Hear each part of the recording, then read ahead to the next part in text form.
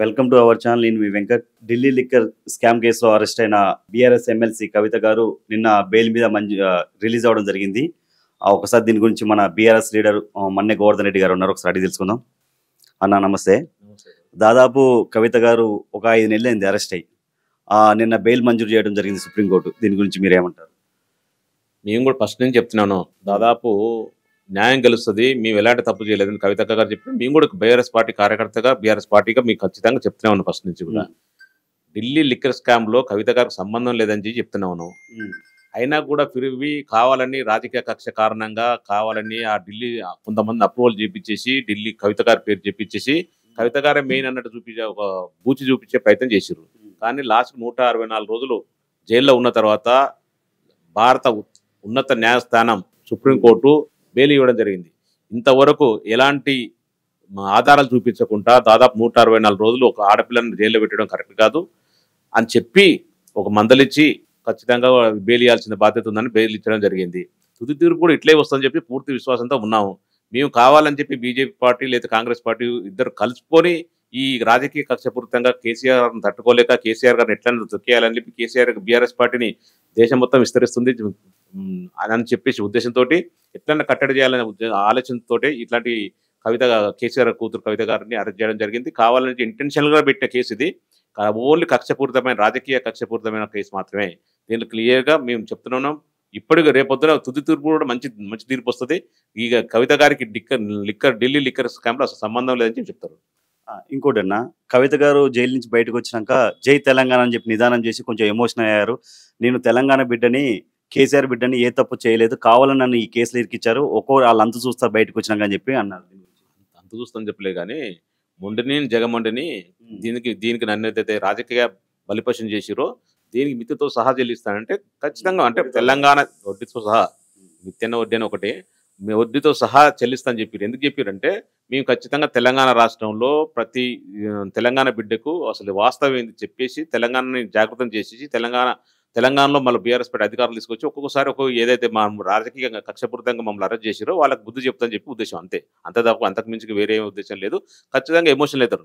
జైల్లో దాదాపు 164 రోజులు ఫ్యామిలీ మొత్తం వదిలేసి, పిల్లల్ని వదిలేసి, హస్బెండ్ వదిలేసి, తెలంగాణ మొత్తం వదిలేసి కావాలని, అంటే తప్పు నేరం చేయకముందుకే జైల్లో పెడితే కొంత ఎమోషనల్ అవుతారు కంపల్సరీ. నిజంగా నేరం చేస్తే ఖచ్చితంగా నేను నేరం చేసినా కాబట్టి నన్ను ఇబ్బంది పెట్టారని చెప్పి అనుకోవచ్చు. ఎలాంటి నేరం చేయకుండా, ఎలాంటి స్కామ్ చేయకుండా కావాలని ఇంటెన్షన్ పెట్టారు కాబట్టి కొంత ఎమోషనల్ అనమాట. వాస్తవమే. ఖచ్చితంగా ఆ ప్లేస్లో మనం ఉన్నా ఎవరున్నా కూడా అవుతారు. ఈడీ, సిబిఐ దర్యాప్తు చేసిన విధానాన్ని సుప్రీంకోర్టు తప్పుపట్టింది. ఎవరంటే మాగంటి శ్రీనివాసులు రెడ్డి అనే అతను ఎవరైతే సాక్షిగా ఉన్నాడో అతనిది కవితది సేమ్ కేసు అయినప్పుడు అతన్ని సాక్షిగా కవిత గారిని నిందితురాలుగా ఎలా పరిగణిస్తారని చెప్పి కోర్టు కొంచెం సీరియస్ అయినట్టు తెలుస్తుంది. 100% కరెక్ట్. అదే అసలు కవిత గారు సంబంధం లేదు, కవిత గారు ఏదో ఓటర్లో వీడియో ఉందని చెప్పేసి కవిత గారు సంబంధంలో తీసుకుపోయేసి ఓన్లీ కొంతమంది అప్రూవల్, అదే పిల్లేని కానీ ఇట్లాంటి మాగంటి వాళ్ళతో అప్రూవల్ చూపించేసి వాళ్ళనే అసలు నిందితులను వదిలేసిర్రు. అప్రూవల్ చూపించేసి ఒకడైతే డైరెక్ట్ ఏకంగా బీజేపీ పార్టీ, టీడీపీ పార్టీలో ఒక ఎంపీ కూడా అయ్యిండు ఒక ఆయన. దీంట్లో ఉన్న నిందితులు కూడా అంటే నిందితులు కానీ చూపబడిన వారు అట్లాంటివి వదిలేసేసి కవిత గారు సంబంధం లేని కవిత గారిని తీసుకుపోయేసి ఓన్లీ రాజకీయ కక్షపూరితం, అంతే. ఎట్లాగైనా సరే కేసీఆర్ గారిని రాజకీయంగా తట్టుకోలేరు కాబట్టి, రాజకీయంగా ఏం చేయలేకపోతారు కాబట్టి ఎన్ని విధాలుగా తెలంగాణలో కేసీఆర్ గారి ప్రభావం తగ్గించడానికి ప్రయత్నం చేసినా కూడా తెలంగాణ బిడ్డలు అందరూ కేసీఆర్ గారి గొప్పతనం గురించి, కేసీఆర్ గారి గురించి, కేసీఆర్ ఉద్యమం గురించి, తెలంగాణ తెచ్చిన పార్టీగా తెలంగాణ రాష్ట్రాన్ని 10 సంవత్సరాలు నెంబర్ 1 రాష్ట్రం తీర్చిదిద్దిన కేసీఆర్ గారు ఏం చేయలేక ఓన్లీ కేసీఆర్ గారు కూతురుగా పుట్టడం వల్ల, కేసీఆర్ కూతురు కాబట్టి జైలు పెట్టడం జరిగింది. అందుకే ఖచ్చితంగా కూడా చెప్తున్నానంటే రాబోయే రోజులలో కవిత గారు కూడా బీఆర్ఎస్ పార్టీకి జాగృతం చేస్తుంది. ఆల్రెడీ కవిత అధ్యక్షురాలు. జాగృతి కూడా దాదాపు 1000 మంది కార్యకర్తలు ఉన్నారు. వాళ్ళందరూ ఏకతాటికి వస్తారు. ఖచ్చితంగా అందరూ గమనిస్తున్నారు. కావాలని చెప్పి కాంగ్రెస్ పార్టీ, బీజేపీ పార్టీ ఒకటైంది. కాంగ్రెస్ పార్టీ చౌటబాయ్ అని, బడబాయ్ అని చెప్పేసి రేవంత్ రెడ్డి గారు చెప్పడం జరుగుతుంది. నిమిషాల మీద చెప్తున్నారు. ఎందుకంటే ఫస్ట్ నుంచి ముందు నుంచి చెప్తారు. ఏదైనా అందరూ ఇప్పుడు కేసులో నిందితులైన, అంటే నిందితులు అని చెప్పలేము, ఆధారాలు లేకుండా అరెస్ట్ చేసిన వాళ్ళందరినీ వదిలేసారు. ఒక కవిత గారు వదిలేం కానీ ఇమ్మీడియట్లీ అక్కడ బండి సంజయ్ ట్విట్ పెడతారు 5 నిమిషాలలో ఈ రేవంత్ రెడ్డి గారు ముందే ఊహించి చెప్తారు. ఎట్లా అంటే సిసోడియా గారికి ఎట్లా బెయిల్ వచ్చింది కాబట్టి ఖచ్చితంగా కవిత గారికి ఇయ్యాలి కాబట్టి రేపు వస్తదని చెప్పేసి తెలుసుకొని ఇక బీజేపీతో బీఆర్ఎస్ విలీనం అయితుంది. కేసీఆర్ గారు గవర్నర్ వస్తుంది. కేటీఆర్ గారు కేంద్ర మంత్రి అయితాడు. హరీష్ రావు గారు అపోజిషన్ లీడర్ అయితాడు అని జోస్యం చెప్పడం ఉంది. ఈ రేవంత్ రెడ్డి గారు ముఖ్యమంత్రి పదవి వదిలేసి జోస్యం పెట్టుకుంటే అయిపోద్ది. ఎవరు ఏ పార్టీలు ఎవరు ఎక్కడ పోతారు ఏం చేస్తారని చెప్పేసి. ఆ జోస్యాన్ని చెప్పుకుంటా టై మైండ్ డైవర్షన్ చేస్తే తప్ప ప్రజల డైవర్షన్ చెప్తున్నా. ఆయన చేసిన వాగ్దానాలు ఒక్కటి కూడా ఇంప్లిమెంట్ చేయలేకపోతుండు. అవి తప్పించుకోవడానికి ప్రజలకు ఏదో మా పార్టీ గురించి ఆయనకే సంబంధం అర్థం కావట్లేదు. మా పార్టీ ఎప్పుడు వీలైనైతే ఎవరికి పదవి వస్తుందని చెప్పేసి ఆయనే చెప్పేసి జోస్యం చెప్పుకుంటూ కూర్చుంటుండు. మేమేమంటున్నాం అంటే ఈయన రామచిలకని తెచ్చుకొని ఏదైనా రోడ్డు మీద కూర్చొని జోస్యం చెప్పుకొని చెప్తున్నారు రేవంత్ రెడ్డి గారు వచ్చి సలహా ఇస్తున్నాం. ఇంకోటన్నా బండి సంజయ్ గారు ఒకటి ట్వీట్ పెట్టాడు. మద్యం కుంభకోణంలో బీఆర్ఎస్ ఎమ్మెల్సీకి బెయిల్ లభించినందుకు కాంగ్రెస్ పార్టీకి మరియు దాని న్యాయవాదులకు అభినందనలు. మీ అలుపెరగని ప్రయత్నాలు చివరికి ఫలించాయి. ఈ బెయిల్ బీఆర్ఎస్ మరియు కాంగ్రెస్ రెండింటికి విజయం. బీఆర్ఎస్ నాయకుడు బెయిల్పై బయటకు ఉన్నారు. కాంగ్రెస్ వ్యక్తి రాజ్యసభలో చేరారని చెప్పి కొంచెం ట్వీట్ చేశాడు. బుద్ధులేని యాక్చువల్గా ఇప్పుడు మామూలుగా కాంగ్రెస్ వాళ్ళేమో బీఆర్ఎస్ బీజేపీ ఒకటైతుందని అంటారు. మరి ఇక్కడ బండి సంజయ్ గారు ఇలా ట్వీట్ చేశారు. దీన్ని ఎలా చూడొచ్చు? మన కాడ బుద్ధులేని నాయకులకు పదవులు వచ్చినాయి. రేవంత్ రెడ్డి గారికి ఒక పదవి వచ్చింది ముఖ్యమంత్రి. చాలా గఫ్లత్‌లా ముఖ్యమంత్రి అయ్యిండు ఏదో సరే. అట్లే బండి సంజయ్ గారు కూడా ఉప హోమ్ మినిస్టర్ వచ్చిండ్రు. అది ఏది సహాయక మంత్రి వచ్చింది. దానికి అసలు ఎవరు ఆగట్లేదు. ఎవరు ఎందుకు లీడర్ అయ్యారో తెలవదు. లీడర్ వల్ల ఏం ఉపయోగం తెలవదు. దేశానికి, రాష్ట్రానికి ఏం ఉపయోగం లేదు ఇద్దరి వల్ల. ఓన్లీ ఇప్పుడు బీఆర్ఎస్ పార్టీ మీద పడి నడవడం తప్ప ఇంకా వేరే పని లేదు. కేసీఆర్ కుటుంబాన్ని, కేసీఆర్ వ్యక్తిగతంగా, కేటీఆర్ గారు వ్యక్తిగతంగా దూషణలు చేయడం, లేకపోతే వాళ్ళని ట్వీట్ చేయడం, పిచ్చి పనులు చేస్తారు తప్ప అసలు వాళ్ళకొచ్చిన రేవంత్ రెడ్డికి ఇచ్చిన పదవేంది, వాడిని చేసిన వాగ్దానాలు ఏంది అవి మర్చిపోయిండు. అలాగే బండి సంజయ్ కూడా అసలు ఆయన ఏం చేస్తుండో, ఏం మాట్లాడుతుండో ఆయనకే అర్థం కాని పరిస్థితి. ఆయన 5 నిమిషాల్లో అంతా ట్వీట్ చేయాల్సిన అవసరం ఉంది భయ్. అందరికీ బెయిల్ వచ్చింది. ఒక్కరికే వచ్చిందా? సుశీడియా గారికి వచ్చింది. ప్రతి ఒక్కరికి చాలా మందికి వచ్చింది. అట్లాంటప్పుడు బెయిల్ కంపల్సరీ ఏదో ఒక రోజు రావాల్సిందే కదా. మేము చాలా ప్రయత్నం చేసినాం బెయిల్ కొరకు. చాలా ప్రయత్నాలు మీన్స్ అంటే చాలా సార్లు కోర్టులో అప్పీల్ చేసినాం. కోర్టు ఇవ్వలేదు. తర్వాత కోర్టు నిన్న 1.5 అవర్ ఆర్గ్యుమెంట్ తర్వాత క్లియర్ చెప్పింది. మీరు ఇంతవరకు 164 రోజులు కవిత గారిని జైల్లో పెట్టిర్రు. ఏ చిన్న ప్రూఫ్ చూపించలేకపోయారు. ఒక డబ్బు పట్టుకోలేకపోయారు. ఒక ఆధారం చూపించలేకపోయారు. ఇంకెన్ని సంవత్సరాలు పెడతారు, ఎన్ని రోజులు పెడతారు ఒక నిందితురాలని అని చెప్పేసి క్లియర్గా తిట్టి బెయిల్ ఇవ్వడం జరిగింది. దాన్ని కూడా అసలు రాజకీయం చేసేసి ఏదో కాంగ్రెస్ అడ్వకేట్కి ఏం సంబంధం బ్రదర్. Advocate and profession. ఎవరికంటే రేపొద్దు నీకు కూడా దరిద్రం అయితే లోపల ఉంటే నీకు కూడా ఆర్గ్యుమెంట్ చేస్తాడు ఆయన. అంతే తప్ప ఒక కాంగ్రెస్ పార్టీ నాయకుడైన మాత్రాన దాని ప్రొఫెషన్ మర్చిపోవాల్సిన అవసరం లేదు. అదే నేను చెప్తున్నా, మినిమం కామన్ సెన్స్ లేదు బండి సంజయ్ గారికి. బండి సంజయ్ ఏమో కాంగ్రెస్ బీఆర్ఎస్ ఒకటి అంటాడు, కాంగ్రెస్ వాళ్ళు ఏమో బీజేపీ బీఆర్ఎస్ ఒకటి అంటారు. అసలు బుద్ధి లేని నాయకులు అంటే మన దగ్గరే ఉండరు. ఇంత అసహ్యంగా అసలు ఈ రాజకీయాన్ని చూస్తే, రాజకీయ మాటలు చూస్తే అసహ్యం వేస్తుంది. అసలు రాజకీయం ఎందుకు చేస్తున్నాం అని చెప్పేసి. అట్లాంటి ఇప్పుడు ఒక పార్టీ గురించి తట్టుకోలేక నిజంగా రాజకీయంగా ఎదుర్కోండి. అంతేగాని ఒక కూతుర్ని జైల్లో పెట్టడం, కావాలని ఇద్దరు కాంగ్రెస్ బీజేపీ ఒకటైపోయి కావాలని బీఆర్ఎస్ పార్టీ తొక్కేయాలని చూస్తారు. మీరు ఎంత తొక్కేయాలని చూసినా, ఎంత కుట్ర రాజకీయాలు చేసినా మేము అంతకు డబ్బులు ఇస్తాం. ఖచ్చితంగా రాబోయే రోజుల్లో బీఆర్ఎస్ పార్టీ మంచి భవిష్యత్తు ఉంటుంది. రాబోయే రోజుల్లో గవర్నమెంట్ కూడా బీఆర్ఎస్ గవర్నమెంట్ వస్తుంది. ఇంకోటన్నా, ఇది పార్లమెంట్లో మన రాహుల్ గాంధీ గారు కేజ్రీవాల్కి బెయిల్ వచ్చినా స్వాగతిస్తాం, ఇంకొకరికి బెయిల్ వచ్చినా స్వాగతిస్తాం అని చెప్పిన వాళ్ళు, ఈరోజు రేవంత్ రెడ్డి గారు కవిత గారికి బెయిల్ రాగానే ఇలా మాట్లాడడం ఎంతవరకు కరెక్ట్? ఫస్ట్ నుంచి కూడా కాంగ్రెస్ పార్టీ రాహుల్ గాంధీ గారు చెప్తున్నారు ఢిల్లీలో లిక్కర్ స్కామ్ కాలేదు, కేజ్రీవాల్ సంబంధం లేదు, సిసోడియాకి సంబంధం లేదని చెప్పేసి ఇండియా కూటమిలో భాగస్వామి అయినది ఆమ్ ఆద్మీ పార్టీకి సంబంధించిన కేజ్రీవాల్కు లేదని చెప్తుంటారు. ఒక పక్క గల్లీకి వచ్చేవరకు ఏంటంటే ఢిల్లీలో ఏమో ఆ భాష ఉంటుంది. గల్లీకి వచ్చేవరకు ఏంటంటే రేవంత్ రెడ్డి ఆ మిత్ర బృందం లేకపోతే భజన బ్యాచ్ అంతా ఢిల్లీలో లిక్కర్ స్కామ్ అయిపోయింది, ఢిల్లీలో లిక్కర్కి చెత్త వాగుడు వాగుతుంటారు. అంటే అసలు అధిష్టానానికి ఇక్కడ లోకల్ గల్లీ లీడర్లకు సంబంధం లేకుండా మాట్లాడుతుంటారు. ఏదైనా ఒక పార్టీ స్టాండ్ తీసుకున్నట్టే అధినాయకత్వం ఏదైతే రాహుల్ గాంధీ ఏం చెప్పినా అది తీసుకోవాలి. లేదంటే రాహుల్ గాంధీ అని చెప్పాలి, రేవంత్ రెడ్డి నేను చెప్పింది నిజం రవే, నువ్వు తప్పు చెప్తున్నావు అని చెప్పేసి రాహుల్ గాంధీ అని చెప్పాలి. అట్లా కాకుండా ఒక్కొక్కరు ఒక మనిషి అవసరాన్ని బట్టి మాట మార్చడం అని చెప్పి కాంగ్రెస్కి అవసరం. నిజంగా చెబుతున్నా ఏంటంటే కాంగ్రెస్ అంటేనే కాంగ్రెస్ ఏ నుంచి జెడ్ వరకు కుంభకోణం జరిగింది. దేశంలో 75 సంవత్సరాల్లో ఎక్కువ సింహభాగం పరిపాలించి ఎక్కువ సింహభాగాన్ని కాదు మొత్తానికి 100% స్కామ్లు చేసింది ప్రభుత్వం ఏదంటే కాంగ్రెస్ ప్రభుత్వం.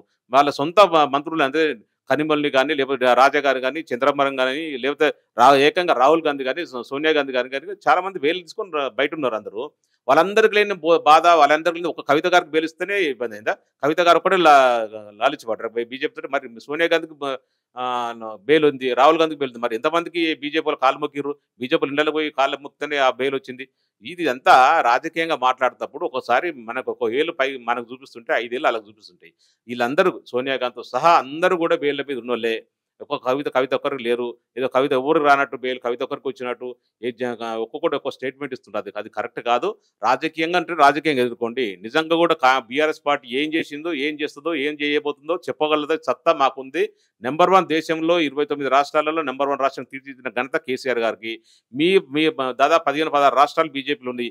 ఏ రాష్ట్రమైనా సరే ఒక బీజేపీలో నెంబర్ 1 రాష్ట్రంగా తీర్చిదిద్దలేదు. మీకు ఆ సత్తా లేదు, మీకు ఆ సోయి లేదు.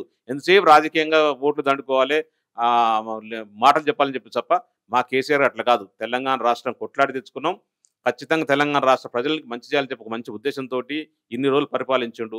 ఏదో గఫ్లతో తెలంగాణ ప్రజలు మరి ఏదో 2000 నుంచి 4000 పింఛన్ ఇస్తని, ₹1,00,000 పింఛన్, ₹1,00,000 కళ్యాణ లక్ష్మికి ఒక తులం బంగారం ఎక్కువిస్తని చెప్పేసి, రైతు రుణమాఫీ ₹2,00,000 చేస్తని చెప్పి పొద్దున్న లేసి అబద్ధాలు చెప్పి అధికారులకు వచ్చిండు. సరే తెచ్చి వచ్చినప్పుడు అది చేసి చూపించాలి, కానీ దాని మీద కాన్సన్ట్రేట్ పెట్టకుండా మళ్ళా మా ప్రతిపక్షమైన బీఆర్ఎస్ పార్టీ మీద, కేసీఆర్ కుటుంబం మీద ఒకటే ఏడ్చేసి వస్తుంటాడు ఆ రేవంత్ రెడ్డి గారికి. మరి అదేమో దరిద్రమేమో కానీ ఏ ముఖ్యమంత్రి దేశంలో ఇట్లా లేదు, ఏ ముఖ్యమంత్రి లేడు.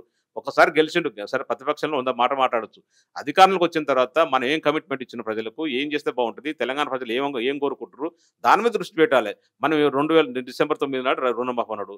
ఇంతవరకు దిక్కు లేదు. మొన్న మొత్తం అయిపోయింది చెప్పి చేతులు దులుపుకుంటూ మేము క్లియర్ ఇప్పుడు రైతుల రుణమాఫీ ఒకటి 30% టు 40% అయింది, అంతకంటే ఎక్కువ కావాలని చెప్తున్నాం. రైతులకు సాక్ష్యం, రైతులకు స్వయంగా ముఖ్యమంత్రి రేవంత్ రెడ్డి గారు శివయాత్ర చేశారు. పోలీసుల సమక్షంలో, పోలీసుల బందోబస్తులో చేశారు. అంతకన్నా నిదర్శనం ఏమంటే చెప్పండి.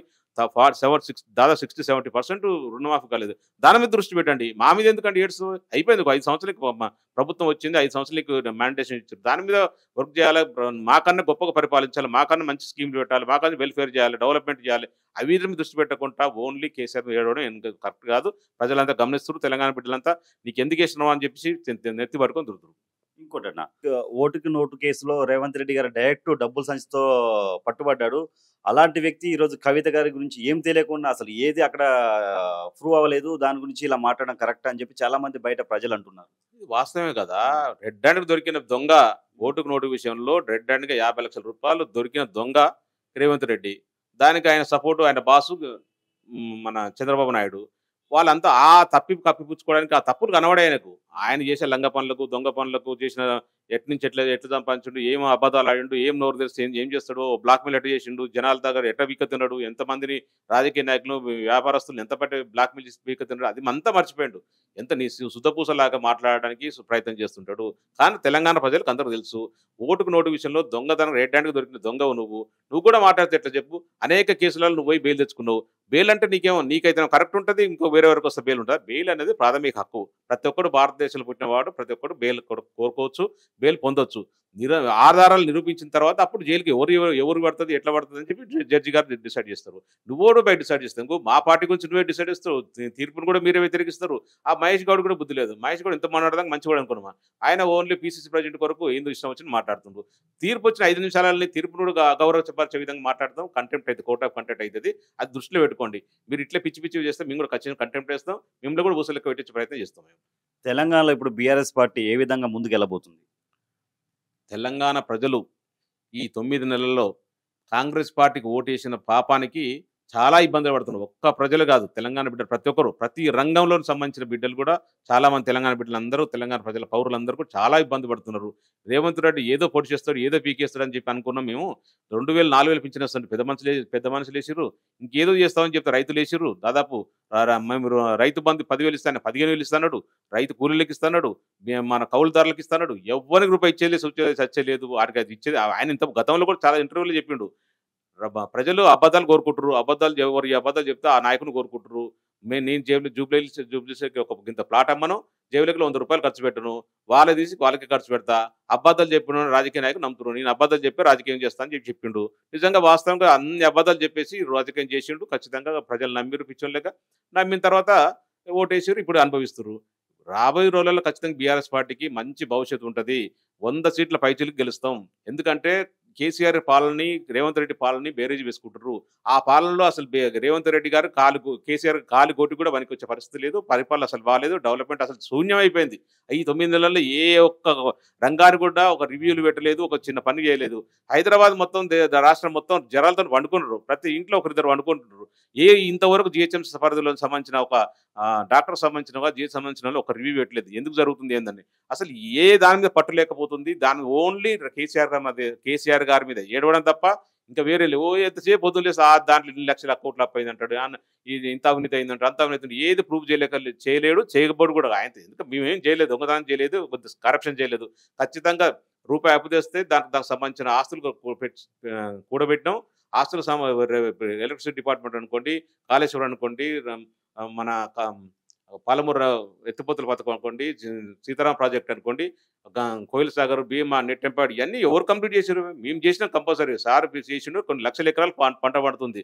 గతంలో చూసినాం మన 10 సంవత్సరాల కింద, అంటే 2014 బిఫోర్ ఎట్లుండే తెలంగాణ రాష్ట్రం, 2014 నుంచి 2023 వరకు రాష్ట్రం ఎట్లుంది? ఒక్క నిమిషం కరెంటు పోయిన రాష్ట్రం ఏదంటే మన తెలంగాణ రాష్ట్రం. దానంతా మంచి డెవలప్ చేస్తే కూడా ఇంకా ఏడిపోయింది రవి. నాకు అసలు అర్థం కాదు రేవంత్ రెడ్డి. అసలు సరే మేము తప్పు చేసాం, రైట్ చేసినాం, ప్రజలు ఏదో మాకు 6 చేసారు అనుకుందాం, ఎగ్జాంపుల్ అనుకుందాం. మరి నీకు 2023 డిసెంబర్ 7 తారీఖు నాడు అధికారం ఇచ్చారు. అప్పటి నుంచి ఇప్పటివరకు 65,000 కోట్లు అప్పు చేసినావు. నువ్వేం చేసినావు? 65,000 కోట్లు ఒక చెప్పలేవు. నువ్వు ఏమన్నా ఏ సామాజిక వర్గానికి కానీ, లేకపోతే రంగానికి కానీ, లేదా సంక్షేమం కానీ, డెవలప్మెంట్ కానీ కనబడదా? ఏది కనబడలేదు. ఏది కనబడదు కూడా. నీతో కాదు. ఇప్పటికి కూడా ఇంకా మా మీద ఏడ్చి, మా పార్టీ మీద ఏడ్చి, మా కేసీఆర్ గారి మీద ఏడ్చి తప్పు మానేసి ప్రజల మీద దృష్టి పెట్టండి. మీరు ఇచ్చిన వాగ్దానం మీద గుర్తుపెట్టండి. 420 హామీలు ఇచ్చారు. 13 అంశాలతో కూడిన 6 గ్యారెంటీలు ఇచ్చారు. ఏ ఒక్క గ్యారెంటీ ఉండదు. ఏ ఒక్క హామీని ఫుల్ఫిల్ చేయవు. ఏడుపు మానేసి దాని మీద దృష్టి పెట్టు. జరవలు దగ్గర పెట్టుకొని పరిపాలించు. ఇంకొకటి లాస్ట్, హైడ్రా అని ఇప్పుడు ఒక సంస్థను స్థాపించి ఎఫ్ఎల్టీ అని, మన బాబర్ జోన్ అని, ఇవన్నీ కొంచెం పేదలు చాలా టెన్షన్ పడుతున్నారు. ఎందుకంటే చెరువు దగ్గరలో ఉన్న ఇళ్ళని కూలగొడుతున్నారు. మొన్న కూడా ఒక ముస్లిమ్స్ వాళ్ళ చాలా ఇల్లు కూలగొట్టారు. అయితే ఈటల రాజేందర్ గారు దీని గురించి ఒకటి మాట్లాడాడు. పేదల ఇల్లు కూలగొట్టుడు కాదు, ఏదైనా ఉంటే ఫస్ట్ పెద్దవాళ్ళ ఇల్లు కూలగొట్టండి, మీ పార్టీలో ఉన్న నాయకులు ఈ ఫామ్ హౌస్లు ఉంటే అవి కూలగొట్టండి, ఆ తర్వాత ఏదైనా మాట్లాడండి అని చెప్పి అన్నారు. దీన్ని ఎలా చూడొచ్చు? అసలు జనాలు నిజంగా సీరియస్గా భయభ్రాంతులకు గురవుతున్నారు. రేవంత్ రెడ్డి గారి జీవితమే బ్లాక్మెయిల్ చేసే చిన్న స్థాయి నుంచి, ఏదైతే వాల్ పెయింటింగ్ నుంచి ఈరోజు ఈ స్థాయికి వచ్చిండు.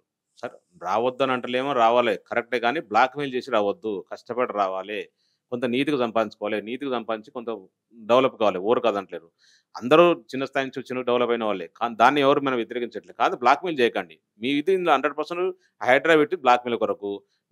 ఎందుకు చెప్తున్నా అంటే, ఏదో 2014 బిఫోర్ అన్ని ఫామ్ హౌస్లు కట్టినా, మహేందర్ రెడ్డి కట్టినా, లేకపోతే ఇంకోటి కట్టినా అందరూ 2010 ఎప్పుడు ఎన్ కన్వెన్షన్ కూరగొట్టారు. ఎన్ కన్వెన్షన్ 2010లో ఆల్ పర్మిషన్ ఇచ్చి వాళ్ళ గవర్నమెంట్లో కట్టిన ఎన్ కన్వెన్షనే. ఈయన ఒక ఎన్ కన్వెన్షన్ కొట్టేసి మొత్తం ఏదో పొడి చేసిన ఏదో పెద్ద సాధించని చెప్పి గొప్పలు చెప్పుకుంటుంది కదా. ఖచ్చితంగా కూడా హైదరాబాద్లో ఎక్కువ సింహభాగం కాంగ్రెస్ పార్టీ పరిపాలించింది. గతంలో ఉన్న టీడీపీ పార్టీ పరిపాలించింది.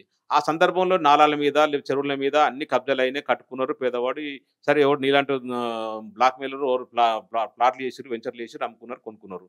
ఇప్పుడు వచ్చి కూలగొట్టేస్తా ఈ బఫర్ జోను, లేకపోతే ఎఫ్టీఏలు ఇదాన్ని చెరువులు కూలిపోయారని చెప్పి కరెక్ట్ కాదు. నేనేమంటానంటే, ఇప్పుడు జరగబోయింది, ఇప్పుడు కొత్త రాబోయే రోజులలో ఇట్లాంటి కబ్జాలు కాకుండా చూడాల్సిన బాధ్యత ఉంది. నిజంగా చెరుకు మరీ ఇబ్బంది అవుతారు. ఖచ్చితంగా అట్లాంటివి ఇంప్లిమెంట్ చేసి దానికి ఆల్టర్నేటివ్ చూపించేసి, లేకపోతే ఇంకేదైనా ఎవరైతే దానికి పర్మిషన్ ఇచ్చారో, లేకపోతే లేఅవుట్ అమ్మినోనికి వానికి పనిష్మెంట్ ఇచ్చి, ఎవరైతే పేదవాడు కొనుక్కుంటో వాటికి ఎక్కడైనా ఆల్టర్నేటివ్ చూపించేసి కూలగొట్టడం కరెక్టే, మనం కాదంటలేదు. అంత తప్ప బ్లాక్మెయిల్ చేసి ప్రతి పేదవాడు వణికిపోతుంది. ఇప్పుడు హైదరాబాద్ ఇల్లున్నోడు, అపార్ట్మెంట్ ఫ్లాట్ కొనుక్కున్నాడు, ఏ ఇబ్బంది వస్తుందో, ఏ పార్టీ ఏ అధికారికి వచ్చేసరి ఏం చేస్తాడో అర్థం కాని పరిస్థితి అయిపోయింది. అంత భయంగా బతుకుతారు. మంచి అపార్ట్మెంట్లలో ఇప్పుడు కట్టేటప్పుడేమో అనుమతులు ఇచ్చారు. హెచ్ఎండి అనుమతులు ఇచ్చారు, జిహెచ్ఎంసీ అనుమతులని కట్టిండు, అమ్ముకున్నాడు, ఎవడో ఎక్కడ వెళ్ళిపోయిండు బిల్డర్ కదా. ఇప్పుడు వచ్చి పాపం పేదోని బట్టి ఇబ్బంది పట్టి సిద్ధుగులు కొడతాం, ఇది బఫర్ జోన్ ఉంది, చెరువు సిక్కంలో ఉంది, దీంట్లో దాన్ని భయపెట్టడం కరెక్ట్ కాదు. అందుకే బ్లాక్మెయిల్ చేయకండి. వాస్తవం ఆలోచించండి. ఎడ్యుకేషన్ సంస్థలను కూడా కాపాడండి. అవి కట్టేటప్పుడే మళ్ళీ లేకపోతే అలా కొంత టైం ఇవ్వండి. బాబు ఇది మీ బఫర్ జోన్లో ఉంది, లేదా మీ చెరువు సిక్కంలో ఉంది, చెరువులు ఎఫ్టీఎల్ కిందకి వస్తుంది, మీరు వేరే కాడ ఆల్టర్నేట్ చూసుకుంటే 6 నెలలు టైం ఇస్తున్నాం, 3 నెలలు టైం ఇస్తున్నాం, లేకపోతే కూలగొట్టేస్తాం అని చెప్పండి. అంతే. All of the sudden by కూలగొట్టడం, లేకపోతే నోటీస్ లేకుండా ఏదో మొత్తం రంగనాథ్ గారికి మొత్తం ఏదో పవర్స్ ఇచ్చినట్టు, అది కరెక్ట్ కాలేదు. ఇప్పుడు ఎవరైనా సరే మనుషులు సార్ తప్పు చేశారు అనుకున్నాం, తప్పు కొంత టైం ఇచ్చి శిక్షించండి. అంతేకాంత ఇష్టానుసారం చేసి ఒక్క బ్లాక్ మెయిల్ చూసి ఇప్పుడు ఎమ్మడి ఆగిపోయింది. మన అసదుద్దీన్ ఓవైసీ ఏం చెప్పాడు, ఇప్పుడు జిహెచ్ఎంసీ మున్సిపల్ ఆఫీస్ కూడా ఎఫ్టీఎల్ కింద ఉంది, లేకపోతే నెక్లెస్ రోడ్డు కూడా ఎఫ్టీఎల్ ఉంది, అన్ని బీకేస్తారా అని చెప్పిండు. సరే ఇట్లాంటి 100 సవాళ్ళు వస్తుంటాయి. దాన్ని అన్ని దృష్టిలో పెట్టుకొని హైదరాబాద్ని కొంత మంచిగా ఉపయోగపడే విధంగా చేస్తూనే కొంత ప్రజలకు ఏ ఇబ్బందులు కలగకుండా చూడాల్సిన బాధ్యత ఒక ముఖ్యమంత్రి స్థాయికి ముఖ్యమంత్రికి ఉంటుంది. అది ఇప్పుడు ఆయనది ఎవరైతే ఓఎస్ గారు ఉంటారో ఆయన కాలేజ్ మొత్తం ఆల్మోస్ట్ చెరువులనే కట్టారని చెప్పి అంటున్నారు. మరి అది కూలగొట్టే ధైర్యం ఉందా ఈ రేవంత్ రెడ్డికి? నేనేమంటానంటే కట్టేటప్పుడు ఆపాలి. కట్టిన తర్వాత ఒక ఎడ్యుకేషన్ సొసైటీ పెట్టి కొన్ని 100 మంది 1000 మంది విద్యార్థులు చదువుకున్న సందర్భంలో అర్ధరాత్రి పోయి కూలగొట్టద్దు. కొంత టైం ఇవ్వండి, 6 నెలలు. బాబు ఇది ఎఫ్టీఎల్ జోన్లో ఉంది, 6 నెలలు టైం ఇస్తున్నా, వేరే కాడ కట్టేసుకోండి, వేరే కాడ మధ్య చేసుకోండి చెప్పాలి, నోటీసులు ఇవ్వాలి. దాని మీద వాళ్ళు రిప్లై ఇస్తారు, ఏం చేస్తారు అంటే ఒకసారి వాదోపవాదాలు విన్న తర్వాత ఏదైనా డిసిషన్ తీసుకోవాలి. సడన్గా పోయేసి నీకు ఉంది అధికారం ఉంది అని చెప్పేసి ఒక ముఖ్యమంత్రి అయినా అని చెప్పేసి ఇష్టానుసారంగా కూలగొట్టడం కరెక్ట్ కాదు. ఏ ఎడ్యుకేషన్ తప్పు చేసినది నేను ఓఎస్ గారు కరెక్ట్ చేసినా లేకపోతే ఇంకోరు కరెక్ట్ చేసినా చెప్పట్లేదు. తప్పు చేసినప్పుడు ఖచ్చితంగా మీ బాధ్యత ఏంది, నోటీస్ ఇవ్వాలి. బాబు మీ దాంట్లో బఫర్ జోన్లు వచ్చింది, లేకపోతే ఎఫ్టీఎల్ వచ్చింది, లేకపోతే చెరువు శిఖంలో ఉన్నావు, చెరువు కింద ఉన్నావు, ఇబ్బంది అవుతుంది, రేపు రాబోయే రోజుల్లో మన హైదరాబాద్కి ఇబ్బంది అవుతుంది, మీకు 6 నెలలు టైం ఇస్తున్నాం, లేదా సంవత్సరం టైం ఇస్తున్నాం, వేరే కాడ కట్టేసుకోండి, మీ కోర్టుకు వస్తాం, లేదా 1 year తర్వాత మేము ఆటోమేటిక్ గవర్నమెంట్ వచ్చి కూలగొట్టేస్తాం చెప్పి చేయాలి. ఆ తర్వాత వాళ్ళు వాళ్ళేం రిప్లై ఇస్తారు, ఏం చేస్తారు, కొంత ఏదైనా ప్రతి ఒక్కరికి ఒక అవకాశం ఇవ్వాలి. అతను ఏం చెప్తాడు, ఏం చేస్తాడని చెప్పేసి అంతే సడన్ పోయేసి నీ మార్కు కనబడాలని చెప్పేసి ఇట్లా చేయడం అయితే కరెక్ట్ కానే కాదు. నేనేమంటానంటే హైడ్రామాకు మాత్రం చేయకండి, హైడ్రాని అడ్డం పెట్టుకొని మీరు బ్లాక్మెయిల్ చేయకండి, హైడ్రాని అడ్డం పెట్టుకొని మీరు కోట్ల రూపాయలు దండుకోకండి. మీకు చాలు, ఇప్పుడు ముఖ్యమంత్రి అయ్యారు మీరు, లేకపోతే మీరే చెప్తున్నారు నాకు వేల కోట్ల రూపాయలు ఉన్నాయి, మా అయ్య పోలీస్ పార్టీలు, మా తాత పోలీస్ పార్టీలు, మేము ఆహో అని చెప్తున్నావు కదా, నీకు ఇంకెందుకు ఈ బ్లాక్మెయిల్ చేయక ఆపండి. మీకు ప్రజలకు మ్యాండేటరీ ఇచ్చారు 5 సంవత్సరాలు ముఖ్యమంత్రి ఉండడం, 5 సంవత్సరాలు గవర్నమెంట్ ఫాలో చేయాలి. దాన్ని జాగ్రత్తగా ఎవరికి ఇబ్బంది కాకుండా చేయండి. ఒకవేళ అట్లా చేసేది ఉంటే పొంగులేటి శ్రీనివాసరెడ్డి గారిది, లేకపోతే కేవీపీ గారిది, లేకపోతే పట్నం మహేందర్ రెడ్డి గారిది, లేకపోతే మన మీ మండలి చైర్మన్ ఉన్నాడు గుత్త సుఖేందర్ రెడ్డిది, వీళ్ళన్నీ చాలా మందికి ఉన్నాయాడ. ముందు అవన్నీ కొలగొట్టండి. ఫస్ట్ చిన్న ఎడ్యుకేషన్ ఇన్స్టిట్యూట్ల మీద పోయేసి బ్లాక్మెయిల్ చేసి మా ఎమ్మెల్యేలను భయపెట్టించేసి నీది ఇట్లుంది నాది అట్లుంది అని చెప్పి బ్లాక్మెయిల్ చేయడం మానుకో. ఇప్పటికైనా బుద్ధి తెచ్చుకొని పరిపాలన చేయి, అంతే తప్ప పరిపాలన గాలికి వదిలేసి నీ ఇష్టానుసారం చేస్తే మంచిగా ఉండదు. ప్రజలు ఖచ్చితంగా బుద్ధి చెప్తారు. మీరు దాన్ని ఖచ్చితంగా బీఆర్ఎస్ పార్టీ కూడా ఖచ్చితంగా ప్రశ్నిస్తాం. BRS party ఎంటబడుతుంది. ఇంకోటి కేటీఆర్ గారి ఫామ్ హౌస్ కూడా కూలగొట్టబోతున్నారు, ఆల్రెడీ బుల్డోజర్స్ వెళ్ళాయి అంటున్నారు. దీని మీద ఏమంటారు? నేను చెప్తే కదా అదే ఓన్లీ ప్రతిపక్షం టార్గెట్గా పెట్టుకొని కేటీఆర్ ఫామ్ హౌస్ పెట్టుకొని లేకపోతే ఇంకోరిది పెట్టుకొని కేటీఆర్ ఫామ్ హౌస్ నాది కాదని చెప్తున్నాడు, మనోహర్ రెడ్డి గారు చెప్తున్నాడు. ఒకవేళ కేటీఆర్ స్పష్టంగా చెప్పిండు, ఒకవేళ నిజంగా దాని బఫర్ జోన్లో ఉండే ఇంకా ఇబ్బంది ఉంటే ఖచ్చితంగా నేనే దగ్గర నుండి కూలగొట్టిస్తా అని చెప్పిండు క్లియర్గా. అంతకు మాత్రం ఇంకా నేనేదో కూలగొట్టించినట్టే ప్రయత్నం చేస్తుంది తప్ప ఈయన గొప్ప కొరకు ఈ ప్రయత్నాలు ఇవన్నీ హైదరాబాద్ ఈయన రక్షిస్తున్నట్టు, హైదరాబాద్ ఈయన లేకుంటే అసలు హైదరాబాద్ లేనట్టు చెప్పి బిల్డప్ చేయడానికి ప్రయత్నం చేస్తుండు. నేనేమంటానంటే గత 75 సంవత్సరాలు సింహభావం మీరే పరిపాలించినట్టే, మీరంటే మీ కాంగ్రెస్ పార్టీ పరిపాలించింది. కాంగ్రెస్ పార్టీకి సంబంధించిన పెద్దలు అప్పుడున్న ఎమ్మెల్యేలు మినిస్టర్లు అందరు తప్పు చేసి వాళ్ళే దగ్గరుండి లేఅవుట్లు చేసి పేదవాళ్ళకి అమ్ముకున్నారు. ఆ అమ్ముకొని పేదవాళ్ళు రక్తం తాగిర్రు. ఇప్పుడు వచ్చి సడన్గా ఆ పేదవాళ్ళ రక్తం పేదవాళ్ళు ఇల్లు కొలగొడతాను కరెక్ట్ కాదు కదా. దానికి ఒక అవకాశం ఇవ్వండి. నిజంగా కూడా హైదరాబాద్ రక్షిస్తే చెరువులు రక్షిస్తే మీ ఎవ్వరు కాదంటే అందరూ వెల్కమ్ చెప్తారు. ఎందుకంటే రేపు రాబోయే రోజుల్లో పర్యావరణం కాపాల్సిన బాధ్యత అందరి మీద ఉంది, నీ ఒక్కరి మీద లేదు, అందరి మీద ఉంది. దానికి కావాల్సిన ఏర్పాట్లు ఇచ్చేద్దాము. ఏదైతే పేదవాడు ఇల్లు కట్టుకుంటో లేదా అపార్ట్మెంట్ కట్టుకుంటో అతనికి ఇక్కడ ఆల్టర్నేటివ్ చూపించడమా, లేకపోతే దానికి కట్టిన వాళ్ళకి పనిష్మెంట్ ఇవ్వడమా, లేకపోతే లేఅవుట్ చేసిన పనిష్మెంట్ ఇవ్వడమా, పనిష్మెంట్ ఇవ్వడమా చేద్దాం.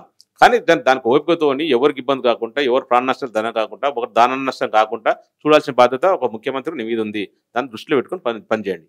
థ్యాంక్ యూ అన్న.